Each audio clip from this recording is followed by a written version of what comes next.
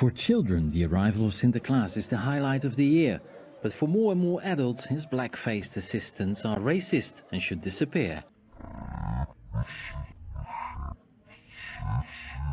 as soon as possible.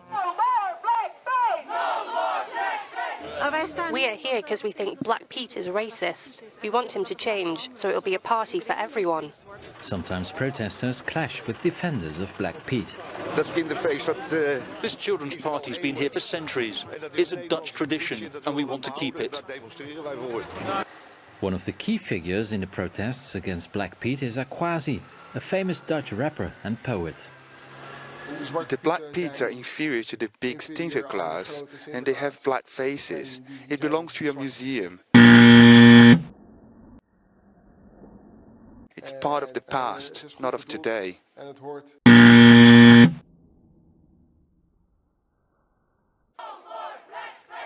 The city of Amsterdam asked an expert on Sinterklaas how to modernize the children's party.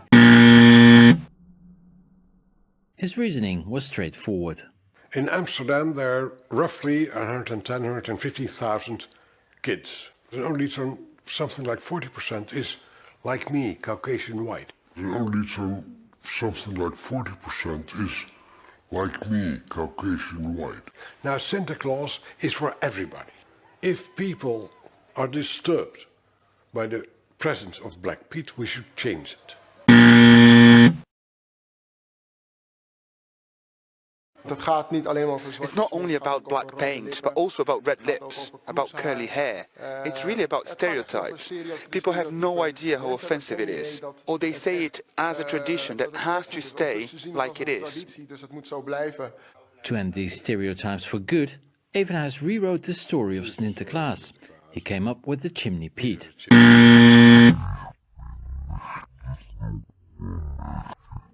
It became a success as his idea was taken over by many. In 2014, don't forget that over 90% of the Dutch population didn't want to change Black Pete. And nowadays, especially thanks to the influence of Black Lives Matter this year, in 5 or 8 years or 10 years, I'm assured, Sinterklaas is assured. In 5 or 8 years or 10 years, I'm assured, Sinterklaas is assured. That everybody will love Chimney Pete's, and we just call it Pete. After many centuries, the Dutch are finally saying goodbye to Black Pete. For all children, the party is just beginning. Stefan de Vries, Euronews in Amsterdam.